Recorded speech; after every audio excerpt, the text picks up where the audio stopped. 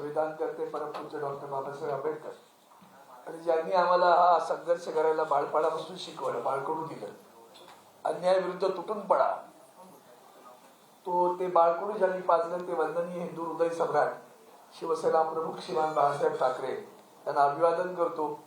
आज आपलं भाग्य आहे सगळ्यांचं की ह्या राज्यामध्ये सर्वसामान्यांच्या बद्दल ज्यांच्या मनात करुणा आहे, ज्यांच्या मनात दया आहे आणि ज्यांना असं वाटतं सातत्यानं की जेव्हा जेव्हा अन्याय होईल तेव्हा तेव्हा शिवसैनिक कुठून पडला पाहिजे, असे आमचे शिवसेनेचे पक्षप्रमुख आदरणीय उद्धवजी ठाकरे साहेब, शिवसेनेचे युवा सेना प्रमुख माननीय आदित्यजी ठाकरे, माझे सहकारी आमदार सचिन अय्यर, अशोक दात्रक, संतोष शिंदे, युगंधरा, उपस्थित सर्व बांधवांनो, भगिनींनो, महातांनो, खर तर हा प्रश्न जेव्हा कृष्णा पवळे हे तिथे सुरू झालं तेव्हा मागे एकदा मी चालवतो, कारण ते येतं नेमकं मुंबई पोर्ट असल्याकडे आणि मुंबई पोर्ट अथॉरिटी असं नाव दिलं. आता त्या अथॉरिटी झाल्यात, प्राधिकरण झाली, त्यामुळे त्यांना आता अहंकार आणि दादागिरी जास्त सुरू झालेली आहे त्याची. आणि हा सगळा कोळी बांधव जो पूर्व किनारा आहे तो शिवडी पासून अगदी इथपर्यंत गुलाबपर्यंत, फक्त एक वरळी कोळीवाडा पश्चिमेला येतो, बाकी सगळे वरळी किंवा वर्सोवा किंवा इकडचे सगळे हे सगळे पूर्वेला येतात आणि ह्याच्यावर मुंबई पोर्टच जास्त दादागिरी चालते.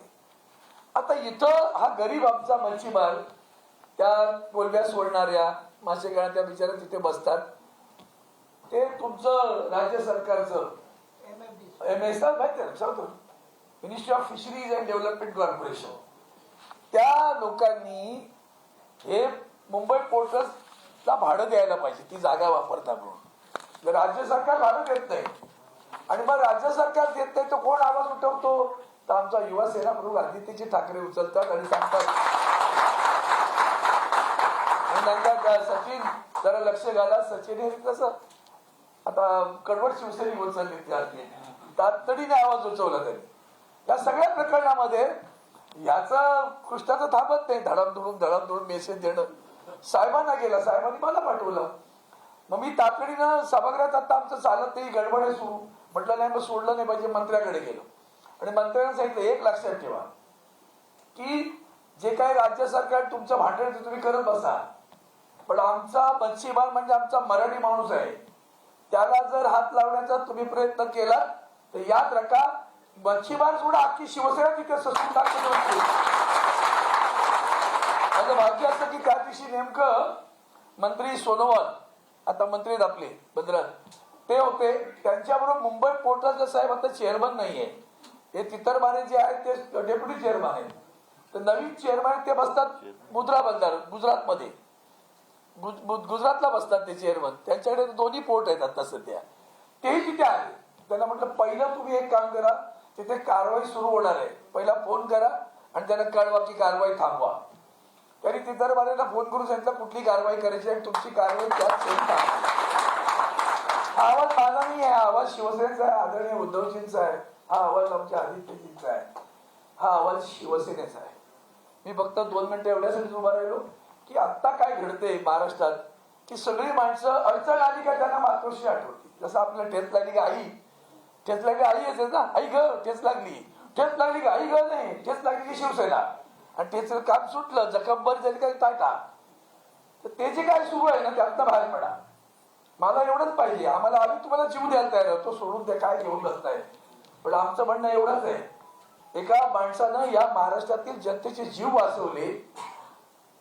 महाराष्ट्राचे मुख्यमंत्री आधी जेव्हा उद्धवजी ठाकरे होते तेव्हा कोविडचा जो काळ आला तेव्हा आठवण पहा, उभ्या देशामध्ये नद्यांमध्ये प्रेत वाहत होती, अँब्युलन्स मध्ये प्रेत पडत होती, महाराष्ट्रात मात्र माणसं जगवली जात होती, ते उद्धवजी ठाकरे सांगत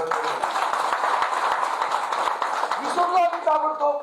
लाडकी बहीण विसरली आमची पटकन, विसरली ना लाडकी. अगं तुझ्या ताई तुला वाचवलं ग कोणी, त्याला देतो 150 रुपयाला कशी 1500 1000 रुपयाला आम्ही जातो ताबडतोब, विसरू नका. आणि म्हणून मी सुरुवातीला उल्लेख केला तो करुणेचा उल्लेख केला, ते दयेचा सागर आहे. आणि त्याला तुम्हीच आम्ही सगळ्यांनी जेव्हा साहेब चॅनलवर येतो त्यावेळी सांगत लोकांशी संवाद साधवते, हा म्हणता राज्यात किती अनेक राज्यांचे अनेक मुख्यमंत्री झाले, आपल्याही राज्यात खूप मुख्यमंत्री होऊन गेले, पण राज्याचा मुख्यमंत्री कुटुंब प्रमुख झाला त्याचं नाव आहे उद्धवजी बाळासाहेब ठाकरे. आणि म्हणून उद्धवजींबद्दलचा एक वेगळा आनंद आहे. पण त्या आदरासारखा आपण मराठी माणसांनी सावध राहावं. 2 बनिये आपलं राज्य विकायला निघाले, त्या बनियांपासून सावध राहा. कळणार पण नाही आम्हाला कधी काढलं. सगळे उंच उंच टावर उभे राहत आहेत. मराठी माणूस कुठे ते परत शोधावं लागेल. त्या भुलभुलैयाला भुलू नका आणि स्वतःचा हक्क सोडू नका. जे तुमच्या हक्काचं आहे ते मिळालंच पाहिजे. आणि म्हणून धारावी सारख्या प्रकल्पाचा जो उल्लेख तुम्ही केला, त्यासाठी कोण उभं राहते? हे तो उभे राहत आहेत ना. कोण उभं राहत आहेत? आदित्यजी आणि उद्धवजी उभे राहत आहेत. आपण सगळ्यांनी त्याची जाणीव घ्यावी. एवढी जाणीवीतानं तुमच्याकडे अपेक्षा करतो.